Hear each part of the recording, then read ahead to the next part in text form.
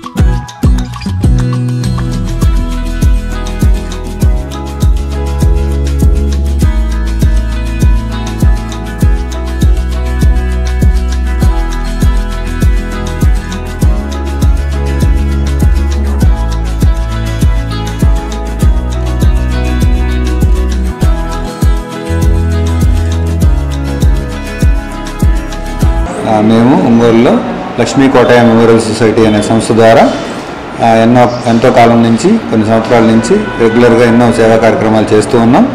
దాంట్లో ఒక 3-4 సంవత్సరాల నుంచి ఇట్లా పౌష్టికాహార లోపంతో ఉన్న పేషెంట్స్కి పౌష్టికాహారాన్ని ఒక 10 మందికి రెగ్యులర్గా అందిస్తున్నాం ప్రతి నెల. ఇలా అందించడానికి సంబంధించి నా స్నేహితులు, బంధువులు అందరూ ఆర్థికంగా సహకరిస్తున్నారు. వాళ్ళందరికీ ధన్యవాదాలు.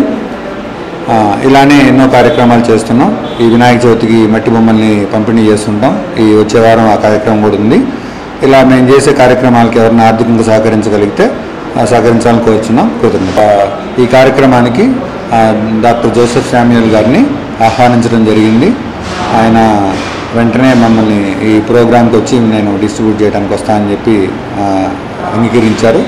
ఈరోజు వచ్చి వారి చేతుల మీదుగా అందరికీ పౌష్టికాహారం అందజేయడం జరిగింది.